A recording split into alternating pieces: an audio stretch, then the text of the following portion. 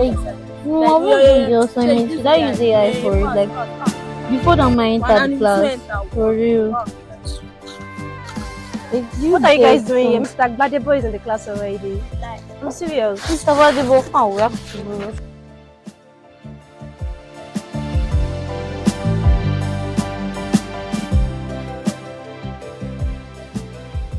Like today's school was seriously stressful. Like,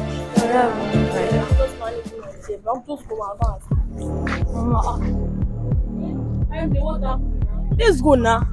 Oh, sorry. You guys should go. I'll meet you guys at your step. you meet us at your step. Are you having a date? You guys should go. I'll meet you at your step.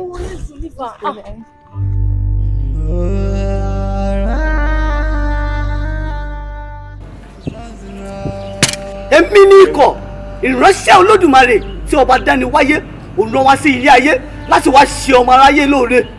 Ikọ̀ ìránṣẹ́ Olódùmarè ni mí, ọba dídá aṣẹ̀dá olùmọ̀ràn tí ń mọyún ìgbín nínú ìkarahun gẹ́gẹ́ bí mo ṣe jẹ́ ikọ̀ fún Olódùmarè tó ń rán níṣẹ́ ní gbogbo ìgbà tó wù. Ní ìwà Arámidé ṣe jẹ́ ikọ̀ ìránṣẹ́ tí ọba Olódùmarè lè rán níṣẹ́ ní gbogbo ìgbà tí ó bá wù torí iṣẹ́ tá a bá rán ikọ̀ ní ikọ̀ ń jẹ́ àyàmdì ikọ̀ ìránṣẹ́ Olódùmarè.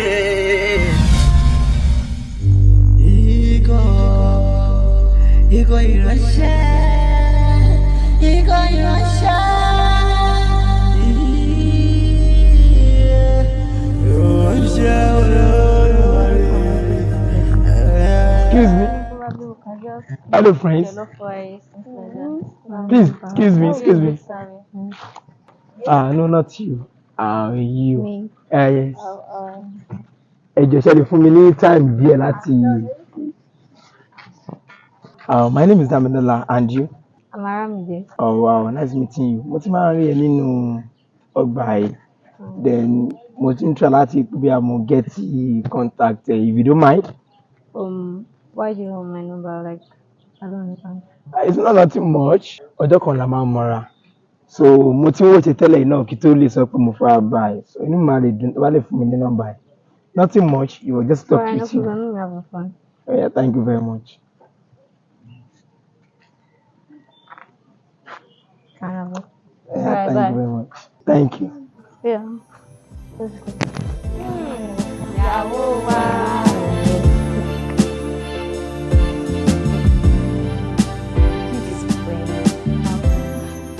You're funny. Hey, come. You're using all this love stuff for me so that I'll fall in love or what? I don't understand. See, I cannot fall into any guy's trap again. You people lie a lot. You deceive a lot. Really?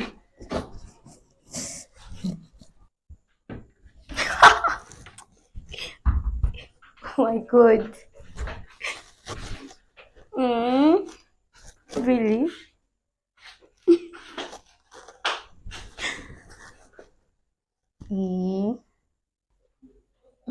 Okay, I love you too. Oh, bye. Talk to you later. I love you too. Bye. So, where's lucky guy behind your smile? Like, who is it? Come on, just me. Like, lucky who? Just me, like the lucky guy behind your smile. I don't mind telling you have any guy. Just saying, like, I love you. It's like, just a friend. Oh, because you're having I got a caption like friend, yeah. Friend, yeah. When did you? Yeah, it's just a friend. Just a friend. Yeah, it's nothing just a more. Friend. Accept it or leave it. It's just a friend. Friend, yes. Yeah, come on, like. Yes, just a friend. Yeah, I got it. Just a friend. See, y'all sleep. It's just a friend. You talk too much. Yes. I'm also going to take my shower. Yes, bye. Go. Bye. Yes, just my friend.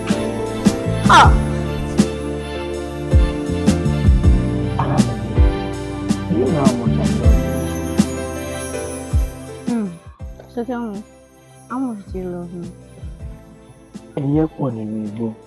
Àmọ́ ọ̀kìn ló rẹwà jù láwùjọ ẹyẹ nínú gbogbo kámpọ̀sì yìí. Ìwọ ni mo ṣì rí tí Ọlọ́run sì dá lọ́tọ̀ nínú gbogbo wọn. Mo dà very sure pé mi ò ní disappoint. Ọkùnrin, not like you go up and down deceiving girls in the campus. Tí wọ́n á ṣe gbogbo ọkùnrin tí wọ́n rí yẹn ló máa ń disappoint.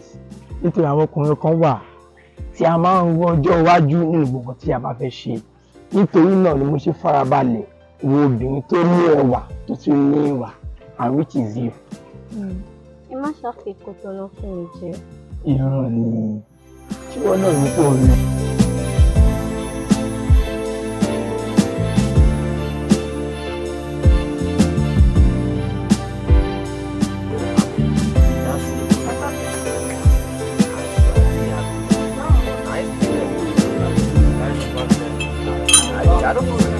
Rájù, wo ká ṣàtẹ̀ dáadáa, ó ń bọ̀ àgbé mọ́tò yẹn sí o.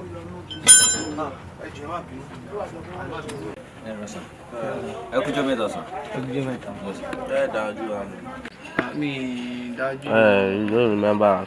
Àwa ní bá a tún mọ́tò wa ṣe ní ìyànà Pàjá ní alẹ́ ọjọ́ yẹn tí mọ́tò wa break down sí ọ̀nà. Mo rántí. Ẹ ṣe wọ́n jọ̀gbọ̀n sà, ẹ ṣe wọ́n. I really appreciate you gan because later àwọn alápadà gbọ́ pé níbẹ̀ wọ́n máa ń rọ̀gùn bẹ́ẹ̀ gan tó bá pẹ́ ètè bá a ṣe ni àwọn ọmọ kan tó lè ṣẹlẹ̀ by this time. Mo ní appreciate gan. Kò síbi tọ́mọ wa náà máa dé tí wọ́n ní ṣàánú ẹ̀. Lóòótọ́ ni ẹ ṣe mọ̀ kan. If you help person, person must help you back, you understand? So you don't know where the help will come, but you just say that we should come and help you today.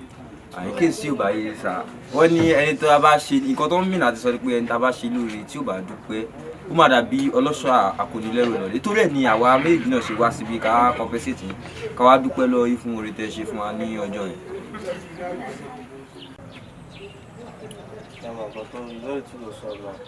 Call your account number for me, ma run you something. 30. 52. 87. Back me. Pay stop. So, senior remind me now. What you buy check for your account?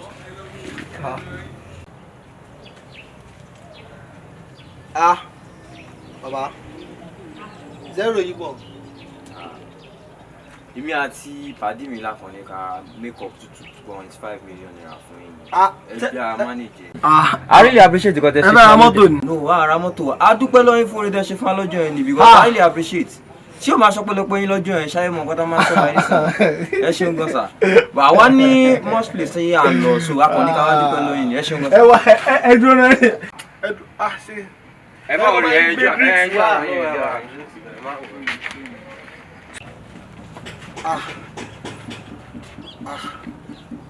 Orí ipò o.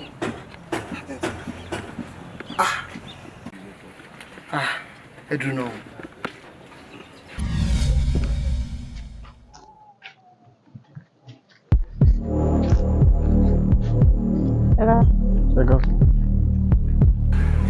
Àjàdí, ọmọ Ọlárìnwájú, ọmọ Banjo. Ṣé ò sí o tẹ́dá ọkọ̀ bàbá mi àti ìyá mi? Kò sí, kó má bàa sí ni. Tó bá sì ní déédéé aago 4 ìrọ̀lẹ́ yìí, ẹ wà ní ṣọ́ọ̀bù yín, olóore yín bọ̀, ire o. Àǹtí ẹ wá. Ẹ wá. Ó lè jẹ́ pé owó náà lọ tó wá kiri. Wọ́n sì máa wá scope àti owó náà ni.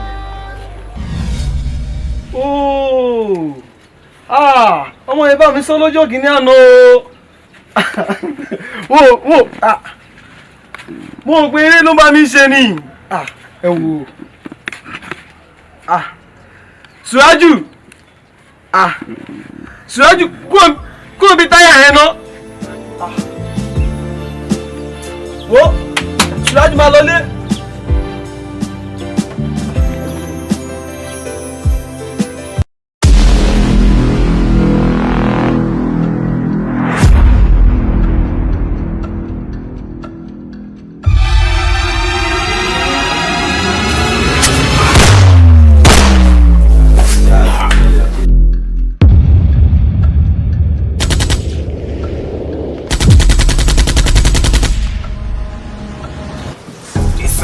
Dìrò akọ́ni bẹ̀rù tọ́lá ìdájẹ́ bẹ̀rù láàbà àmà ń réwú lọ́sàn.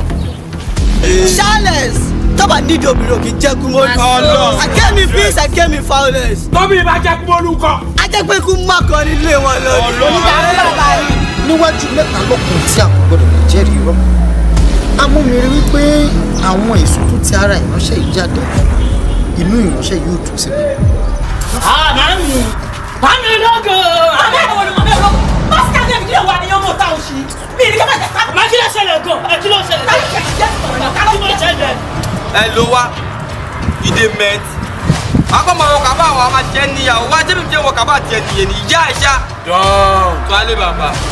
Ẹ wo, ṣé rí báàgì yẹn ẹni yẹn báyìí ló gbà á. Báàgì yẹn ló ìpọ́tántì yé ó wá ìpọ́tántà. Afa ṣé kò sí ibi pool tí wọ́n ti lè swim lára ní bíbá yìí. Bíbá ikọ̀ ó ti dọ́ ju it's too dull to my likeness. Àṣemàní wọ̀ boys, àṣe gidi ni. Wo ara yìí, gbogbo b-boys tó ń ṣe nu ghetto yìí. Aláìwọ̀n fi b-boys ṣe.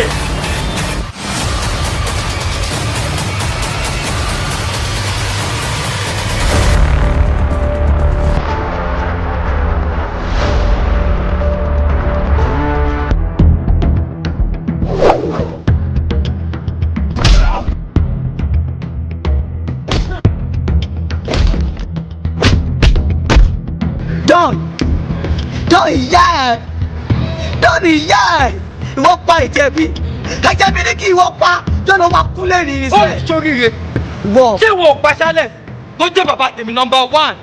Ikú bá pa wá Charles yẹn ni Charles tó jẹ́ mi Charles jẹ́ bàbá tó bí mi táyì kúrò ní street yìí agolẹ́ tí o lọ ṣe blood for blood. Lóòótọ́ water for water agolẹ́ tí o mọ̀.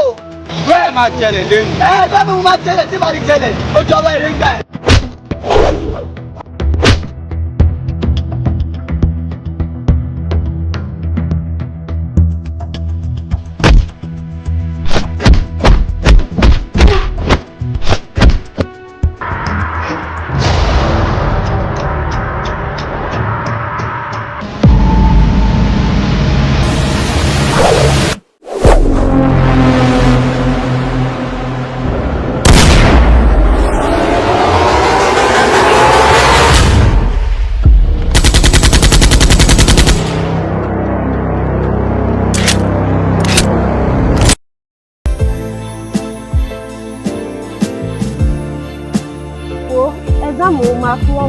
ká ṣe ní semester yìí kó mọ dá rárá mo lè jẹ́ kìsìkìsì first semester but second semester yìí ká ṣàpèjì ara wa dáadáa má dẹ̀ kí bìtìbìtì bá wa bọ̀ second semester a gbọ́dọ̀ kàwé dáadáa o wọ́n jẹ́ àlọ́ ọlọ́wà fún wa sí.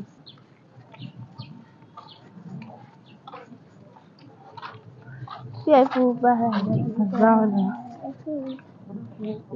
òtítọ́ ṣàkẹ́wọ́ gbọ́dọ̀.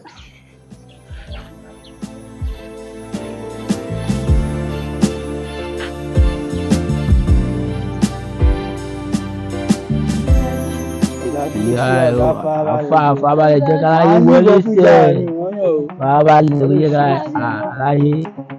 ẹ̀yin ọmọ róòmù fáírò ló lọ bàbá ìjáyà bàbá ìgbókù ẹ̀ fẹ́sà bàbá adéwìjì. gbẹ̀ndẹ̀ bí. wàá lè bẹ́ẹ̀dì ìwọ a máa ṣe dípò ló fáìn jù nínú campus ètò amúyẹ báyìí ń sìn létí yẹ.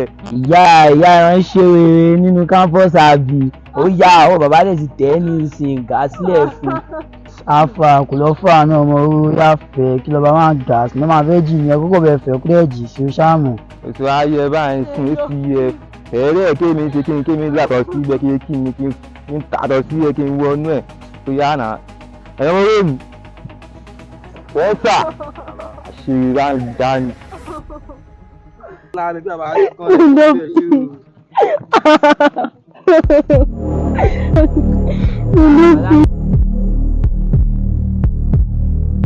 Talele ló ṣe ayé tó yá ilé kan wọn dúpọ̀ alájẹ àrùbíbọ̀ sẹ́wọ̀ wò alájẹ ọyẹ ká kó ń bọ̀.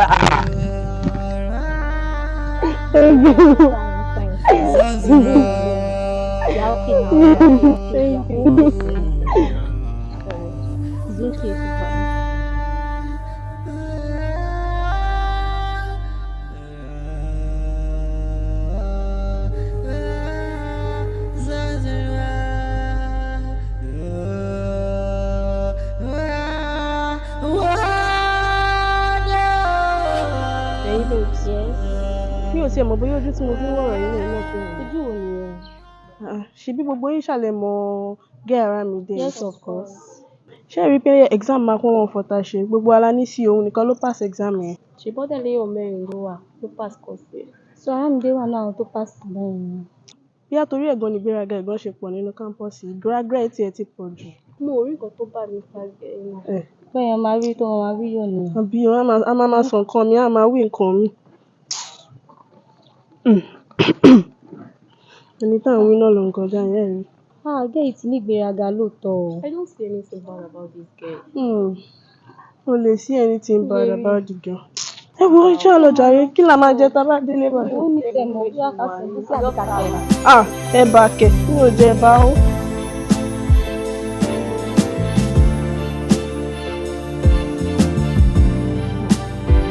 Ẹ sọ fún gidigidi kó ṣọ́ gígùn kó má bàa gbogbo yẹn ládé. Ẹ sọ fún náyànnáyàn kó ṣọ̀yànnà kó má bàa nẹni ọba. Ẹ sọ fún àwọn aráabí kó ṣọ́lẹ̀tẹ̀ torí ilẹ̀ ń yọ̀. Àdàbà ń pògè bẹ́ẹ̀ni ẹyẹlé ògbó ẹyẹlé kúkú gbọ́ títìrì ló ti rí. Àwọn aráabí wọ́n ṣe bí pàgbọ́ àkókò gbọ́ àfi bíbọ́ ṣaláìgbọ́.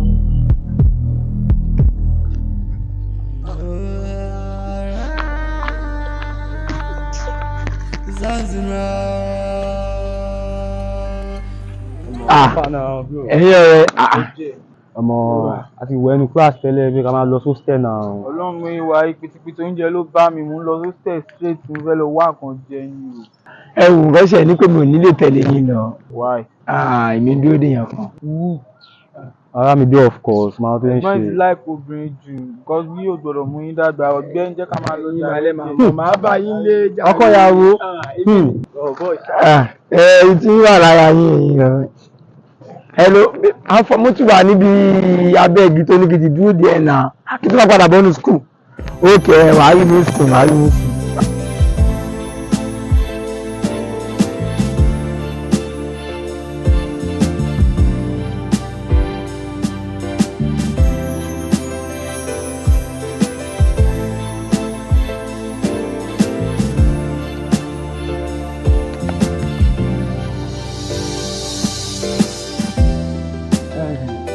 Káàsùn wọn àtàrà mi wọn ní kí wàá rí yẹn. Bẹ́ẹ̀ni sá. Ṣé ó sì o? Rárá kò sí kó má bàa sí bẹ́ẹ̀ ni. Nǹkan tó ṣẹlẹ̀ ni pé ara àbúrò yín ò yà ṣe. Bẹ́ẹ̀ni. Nǹkan tẹ́ ní láti ṣe ni pé ẹ lọ wá omi odò tó ń ṣàn pẹ̀lú ewé agbòmọ̀là. Tẹ́ bá ti délé ní alẹ́ ẹ fi gbàdúrà fún wọn ẹ fi súre fún wọn pé báyìí fẹ́ kọrí fún wọn ẹ fi gbàdúrà fún wọn ó máa rí bẹ́ẹ̀. Mo ti kí bá ti ọgbọ̀n àtàràmùdé ẹjọ́ bẹ́ẹ̀ ṣe mọ̀ fọ ara búrò níyà. Ìyẹn ò necessary. Nǹkan tẹ́ ní láti ṣe ni pé nǹkan tí mo sọ fún yín pé kẹ́ ṣe tẹ́ bá ti ṣe.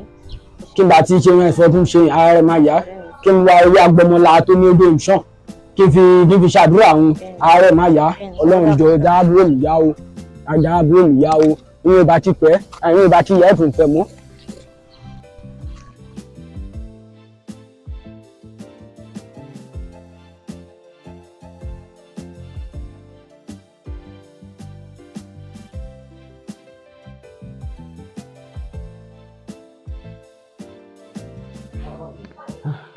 Pẹ̀lẹ́ àbúrò mi pẹ̀lẹ́ bọ́n ṣe ń ṣe náà pẹ̀lẹ́. Ẹ̀gbọ́n mi. Ọlọ́run àmọ́ náà dá. Báwo tún rè báyìí? Wo jáàsà bolókùjẹ sọ fọ kásá o jáàsà bolókùjẹ kásá pẹ̀lẹ́ àbúrò mi.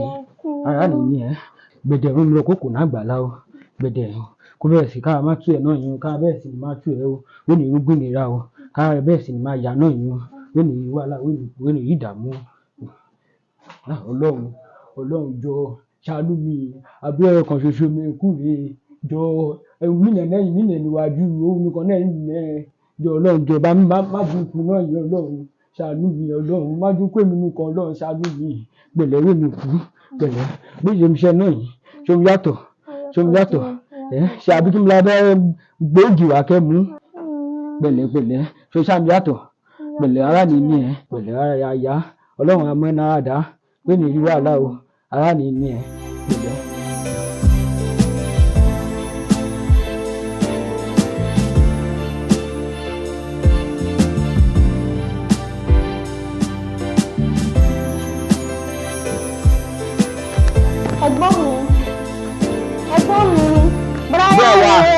wa pẹ̀lú mi àti èsì pẹ̀lú mi.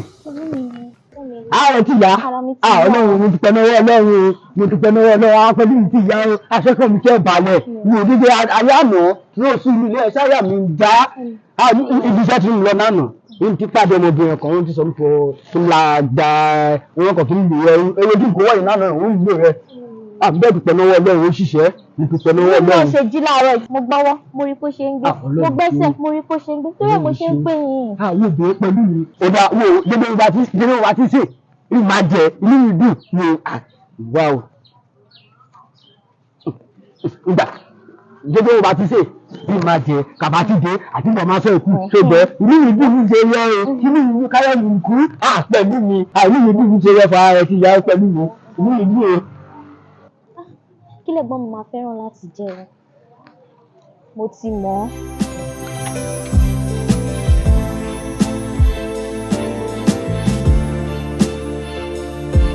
Bairo. Boss. Spencer. Bàbá. Ìjayà. Bàbá. Ọmọ oró. Ṣìkà fún oní kámpọ́ọ̀sì lọ. Mi ní gbọ́ kú ẹ̀. Everywhere Ọlọ́run. Ó wà kí ló ṣẹlẹ̀ ọgàn àríwú lọ́sàn náà. Àwa kí ló sọ̀rọ̀ ẹgbẹ́ adé bẹ́ẹ̀ kọ̀ọ̀kan wá ní pé Ìjayà kí ló ṣẹlẹ̀ kí ló ń lọ. Ẹ̀yin ọmọ oró. Ó wà. Kọ́ ló ṣẹlẹ̀ o. Gẹ́gẹ́ bẹ́ẹ̀ ṣe mọ̀. Àrà mi ti price o. Ẹ̀yà mọ̀. Àrà mi ti price o. Ó ti bẹ́ẹ̀ sí kẹ̀ ṣẹlẹ̀ kó kẹ̀ sí kẹ̀ ṣe bàbá yẹn ju bàbá yín ni. Ọlọ́run ṣe number one agbé fún yín gan-an no disrespect ṣe. Bairo. Ọ̀gá mi ló lọ gan. Má jẹ́jú mi o. Ooo ẹ kò mọ̀ pé ọmọ ọmọ mi náà nà kàn pàṣẹ fún mi kí mi lọ ṣe ká fún mi bàbá kà kó kà nínú kà tó tẹ̀lé kókó kà kó lọ fún àrà ọ̀ṣà. Bẹ́ẹ̀ ṣe mọ̀ ọmọ tó bá wojú ọmọ máa ṣe kí ni ó máa lápò olú. àpòlé ẹ̀ gangan lèmi fẹ́ àpòlé ẹ̀ ló máa fọ́jú ìyá ẹ̀ àbá ẹ fáwọn aláṣẹ mọ̀ pé ọmọ tó bá price ó máa ṣe kí ni ó máa pè ẹ mọ̀ pé èmi ni Ìjayà tó ń já mọ́ láyà bàbá ẹ fún wa lọ́dà. Tó bá ti wá rí bẹ́ẹ̀ Bairo. Ó wà mo wà pẹ̀lú ẹ̀ kí ló lọ. Gbọ̀ngàn máa fún níṣẹ́ yẹn. Ẹyin bẹ̀rẹ̀ táwọn bá ti dé ẹ máa mọ́nítọ̀ ẹ máa ṣìkà fún. Ṣé kémi kọ́ pa ni àbí kí ojú ẹ̀kọ́ wà fẹ́ ní ọkọ̀ sọ̀rọ̀ ni. Àwọn owó mi ìwọ onídìí gbogbo yẹn wá ti rí ẹni gbé ká máa ṣìkà fún. Bàbá ẹ pàṣẹ fáwọn àṣẹ ẹnìwé ẹ̀ lára ti rí ìyá ẹ̀ máa jẹrẹ níṣẹ́ Ọlọ́run. Ara ti kọ níṣẹ́ ohun àti ló ṣe jẹ́ ndé òbí dọ́ọ̀nù àwọn fẹ́ máa fà mí sẹ́yìn ìgbésẹ̀ kọ́kọ́ wọ ẹnu ẹ̀. Tó bá rí bẹ́ẹ̀ ẹ̀rọ owó mi.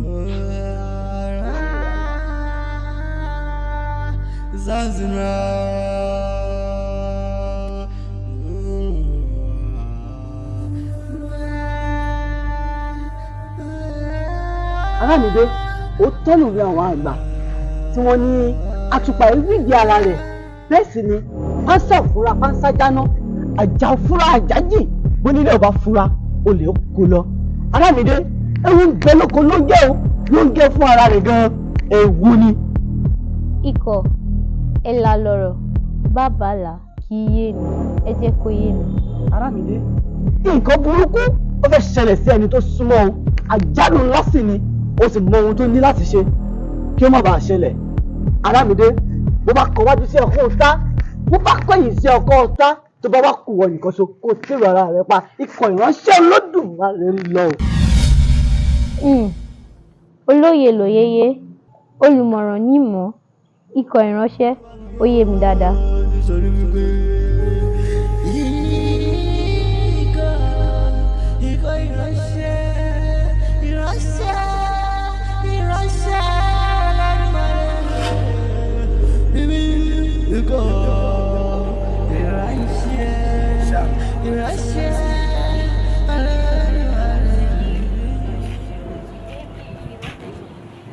What's that? Like there's a party you'll be attending this weekend, or maybe I don't know. There's a party, night party you'll be attending, but babe, okay, please don't go to any parties for now. I don't think there's any party that I want to attend. Because we came over discuss the party at so. Okay, it's fine. You're not going to any party, but please, any party that they call you for, don't go at all. You're not. Yes. Okay. But wait, how do you even know that I want to go to party? Because Montin will pay. No need. You don't have to know how I know. But please, don't go to any parties for now. Okay. Just let that party be and you be on your own. Thank you. Okay, it's fine. Let me say the truth. The truth is, Remy, I feel the same particle. But my hard for me láti. Just say them you are busy or something. Please don't go. Thank you. Okay. I promise you. I will tell them that I'm not going. So thank you very much.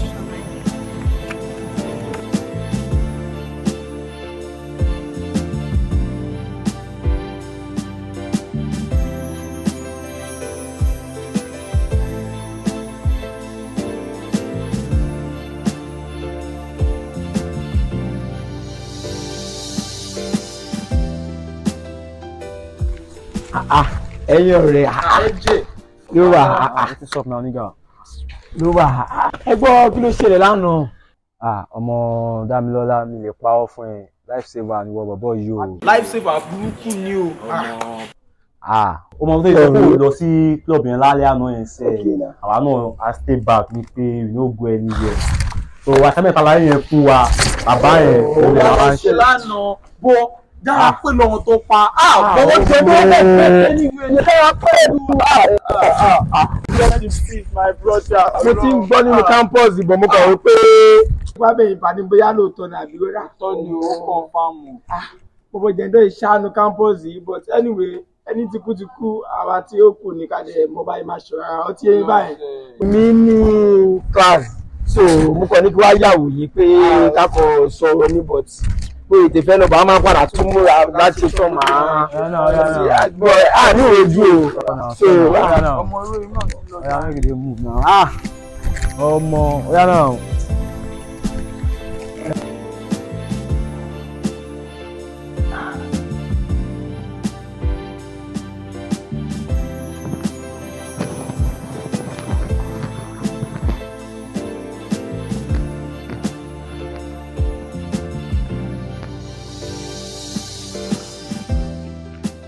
Aramide. What are you still waiting for? I'm actually waiting for my friends. Oh, anyway, I really want to appreciate you for yesterday. What did I do? Ibi tó ní kí n má lọ lọ́jọ́ Friday, ìgbà tí mo máa fi gbọ́ báyìí wọ́n ti pè mí pé wọ́n ti bọ́ síbẹ̀. Nǹkan táwọn sọ ìkọlà bá máa sọ báyìí kémi náà lọ. Think whether you know go. But how do you even know? How do I know? Don't worry, listen, I'm already going. Or I know. Yeah.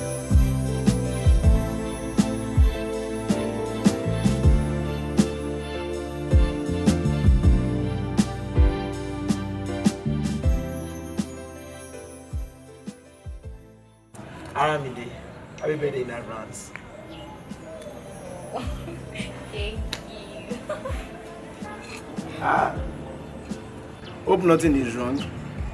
Hey, like, how do you know? I don't remember telling you anything about my birthday. Ọ̀rẹ́ Tolu ló sọ fún mi pé birthday so. That girl. Yeah. Did I say that? She's just. Anyway, báwo ọ̀rẹ́ ṣe máa ń ṣe nìyẹn náà. So àtìgbà mo ti ń work towards it. Then I'm come with big surprises. So just a good. Yeah. So what is your favorite and all this and that? As in, Kikomo, I'm going to call likey.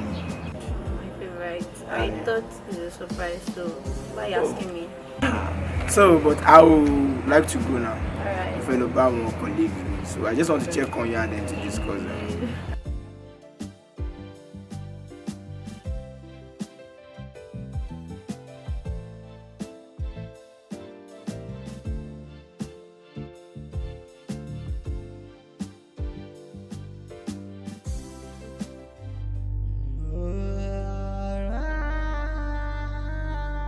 Aramide, ìránṣẹ́ Olódùmarè tí ọba àdániwáyé rán wá sílé ayé láti wá ṣe ọmọ aráyé lóore kú iṣẹ́ takuntakun kú ààbọ̀ kú ìfọmọ ènìyàn ṣe. Aramide, yéé rà àròkàn mọ́ o torí àròkàn báyìí ní fẹ́ kó àsundà. Má gbàgbé wípé ìránṣẹ́ lásán ló jẹ́ fún Olódùmarè o tí ọba àdániwáyé ní rán níṣẹ́ ní gbogbo ìgbàkúùgbà tó bá ti wù ú torí òun ni ọba dání ọba mọ́ni olùmọ̀ràn tí wọn yóò gbé nínú ìkara wọn.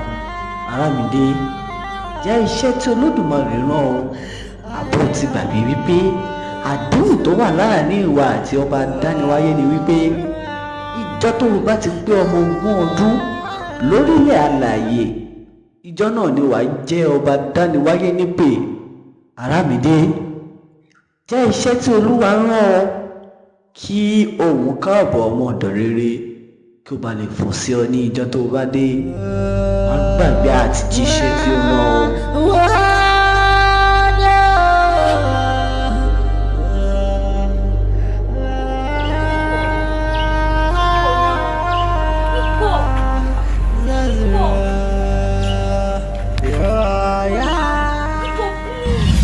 Àràmídé, ìránṣẹ́ Olódùmarè, ọba dẹ́dà adániwáyé, ó ti dá ọ, ó sì ní iṣẹ́ tí ó gbélé ọ lọ́wọ́ tí o ní láti ṣe. Àràmídé, jẹ́ iṣẹ́ tí Olódùmarè ọba rán ọ, torí gẹ́gẹ́ bí èmi ikọ̀ ìránṣẹ́ Olódùmarè tí mo ṣe jẹ́ ìránṣẹ́ fún Olódùmarè ní ìwọ Àràmídé jẹ́ ìránṣẹ́ fún Olódùmarè.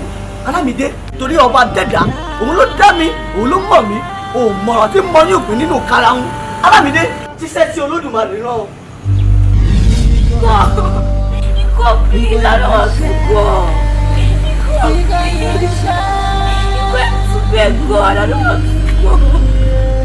Iko.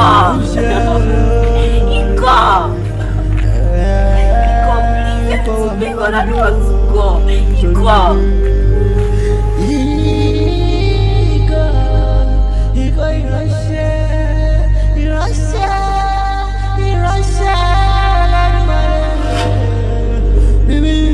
Iko. Yes.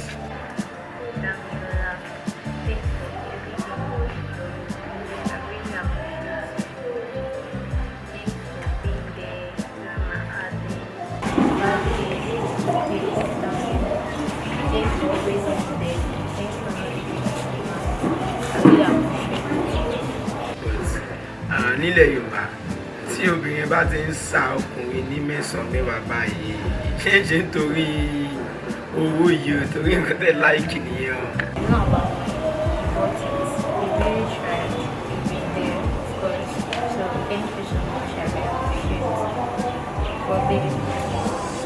I really appreciate it too as well.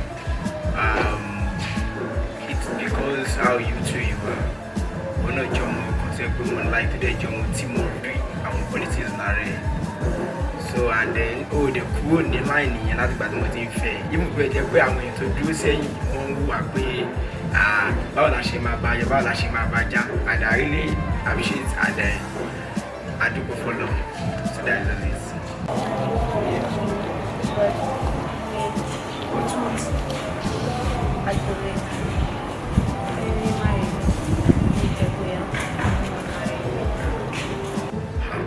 What you are saying sounds strange.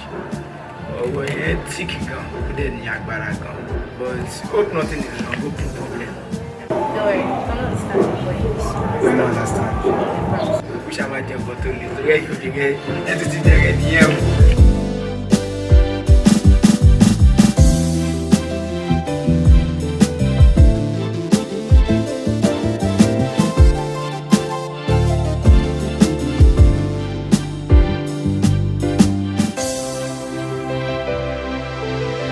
Àràmídé, happy birthday to you. Ó fi àsìkò yìí dúpẹ́ gidigidi gan lọ́wọ́ ẹ̀ fún àdúró tì and we really appreciate so much. And then èmi mo organize this small thing. Thank you. Láti fi in a surprise way ni o. Thank you very much.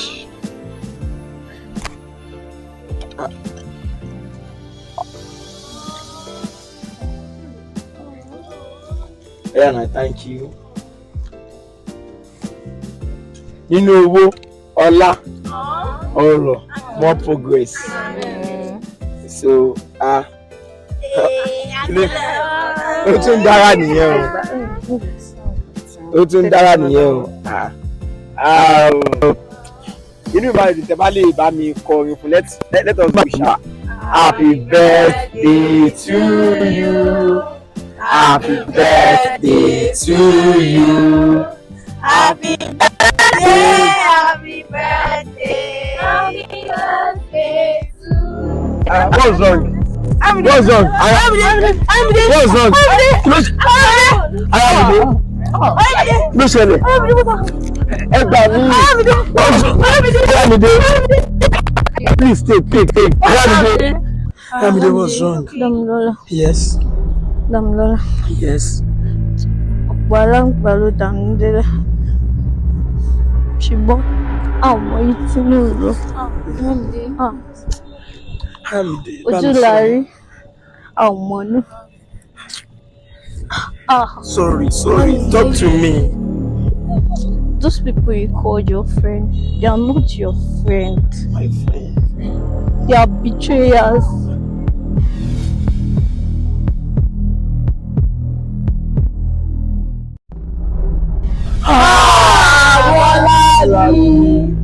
But babe, why don't you tell me this?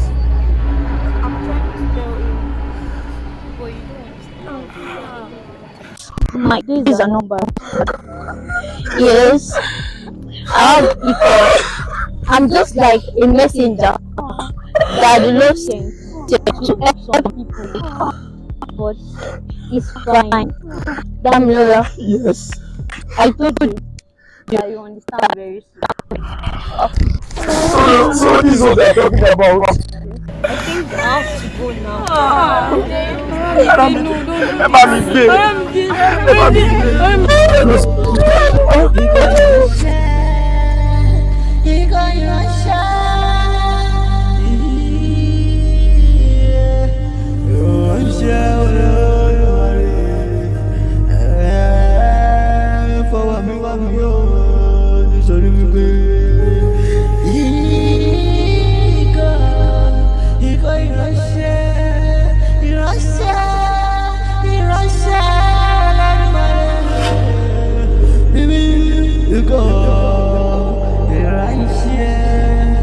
Russia.